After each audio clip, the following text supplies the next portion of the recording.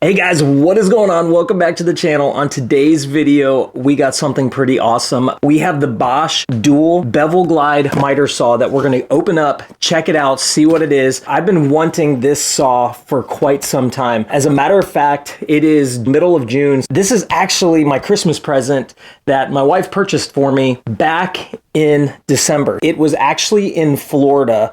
It just had to make its way up here. I got a really good deal on it. So to save a ton of money, we didn't ship it. We just waited. This is a massive upgrade from the miter saw that I have going on right now. Let me show you that real quick. This is my Hitachi miter saw. It is not even a gliding. It is not a sliding miter saw. I've probably had this at least like 10 years. It is just time to upgrade my tools, as I've been doing throughout this whole shop experience, upgrading some of my old stuff, this Hitachi, Harbor Freight, and what better to do the famous Bosch dual glide miter saw. My only hope is that it will fit in this section right here.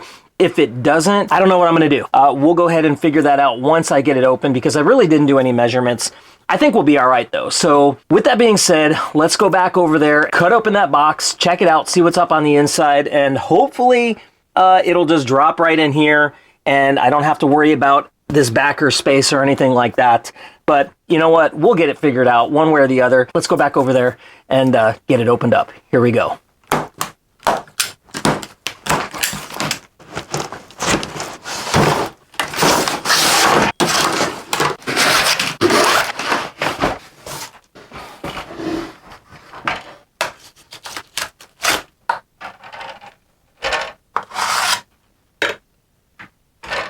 All right guys, so now that I got this thing unboxed, it is an absolute beast of a machine. But right off the bat, it's not set to 90 degrees right out of the box. You have to do it yourself. There's a couple really cool features that I want to point out on this. Again, there's so many different things. I'm not a pro at this machine. This is just a quick unboxing, but I'm going to show you a couple cool features right off the bat. So this right here, these are the sliding arms. If you just take these little levers right here on the side, you can slide your arms out just like that, like little wings. I'll probably butt them right up to the edge of my available space that I have, but you just take those and then you just pop that like that and it's good to go. The other thing is, here is the screw that it came with. This is your locking mechanism, so that if you have this set at a perfect 90, this will kind of lock it into place. So you just take your little lever like that and slide it back and forth. It has some presets like right there. So that is your 0. It has a preset for 15 degrees, 22 and a half, 31.6, 45 degree cut. So it has a bunch of presets, but to really lock it into place, you just screw that down. Now this arm, no matter what, won't go anywhere. So if you bump it or anything like that, it'll lock it into place. I did grab a square. We're gonna use this to set the bevel so that it's pretty much at a perfect 90 degree angle. Pretty simple to do. You just take this handle right here. It's actually really, really tight. So just unlock it, and then you're going to take this little knob and then loosen it up. And now I should be able to set it to a 90 degree. Now this barely fits under my blade, so I gotta kind of put it underneath that right there. So what I'm going to do is very so lightly just kind of get it where it's at a perfect 90 degree. And if you can rock, you can kind of hear it. Let me move the camera and I'll show you. I can ever so slightly move that. If I can do that, then it's definitely not perfectly square. So I'm going to just, and right now I can't move it back or forth at either point. So I think that's going to be perfectly square right there. It is on the actual 0 point. So I can really rely on this number right here to be square, but I think that's going to be pretty good. Twist that back up and go ahead and lock it into place. And now my bevel is locked into place. All right, so one of the biggest features that this has is it is a sliding miter saw. As you can see right now, it's locked into place and it's not going anywhere. To make that happen very easily, just take this little red and black lever, pop that down, and check it out. There it is right here. And you can see those articulating arms in action right there. They just glide right back and forth. How awesome is that? So basically you could see right here, and they have zero clearance on the back. So this can butt up directly against the wall and not have any effect whatsoever on the sliding part of mechanism itself. It'll slide all the way without any problem. All right, coming over to this side of the saw, very easy. This little knob right here, all you gotta do is pull it out. What that'll do is allow it to go up and down. And then underneath here is your safeties. So you can use your right hand and then start it. And if you needed to hold, you can use your left hand and push that way, and it will turn the saw on.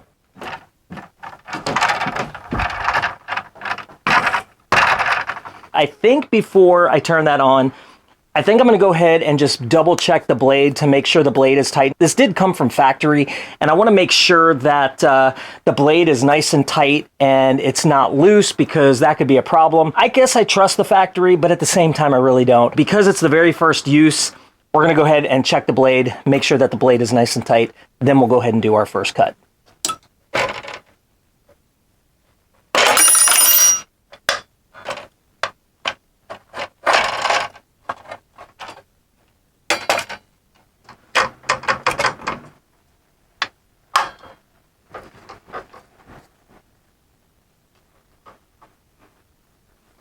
Now that I went ahead and made sure that that blade is nice and tight, I'm going to go ahead and put this guard back together. It's super easy. It's basically just 2 screws. You take this off, and then you take this knob off a little bit. You just undo that, and this whole thing will just come right off. Super easy, but you know what? For the first time, I'd just rather be safe than sorry than that being really loose and then having a problem later.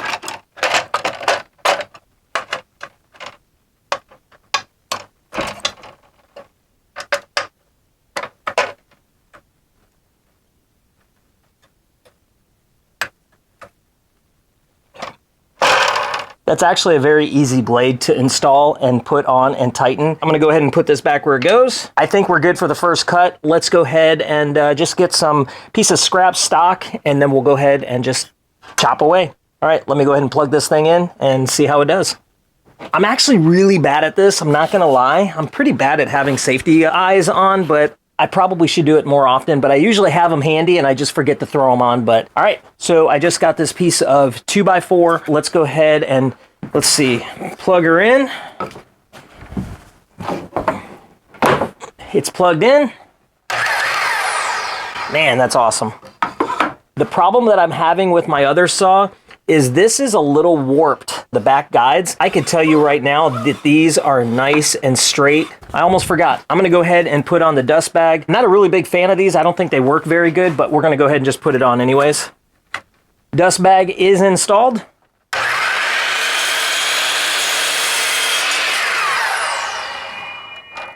That is super, super nice. Check that out. First cut. Oh my goodness, look at that. Perfectly square. Let's get rid of some of that scrap there. What a great saw already. All right, let's go ahead and do another cut. Let's do a longer piece.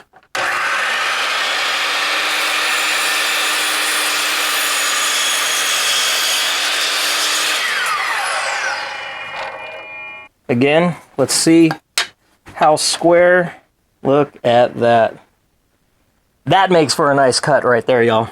Well, just telling by the first few cuts, this thing is going to be, let's try one thing before we go any further. Let's do a 45. Let's bring this on to 45 real quick. All right, so we're gonna loosen it up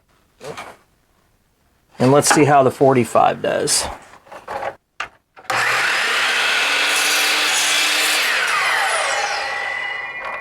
All right, so there is the 45. That thing is absolutely dialed in. Look at that. 45-degree angle. I'm telling you, this thing is absolutely amazing.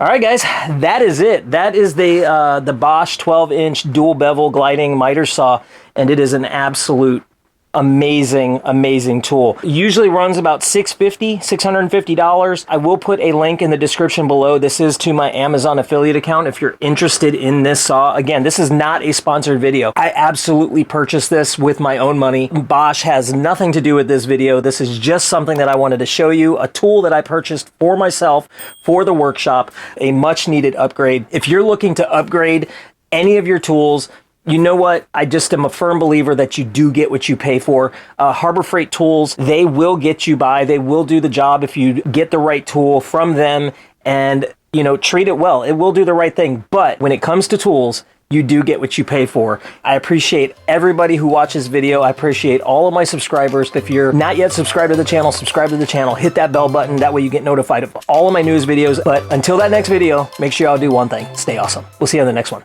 Bye.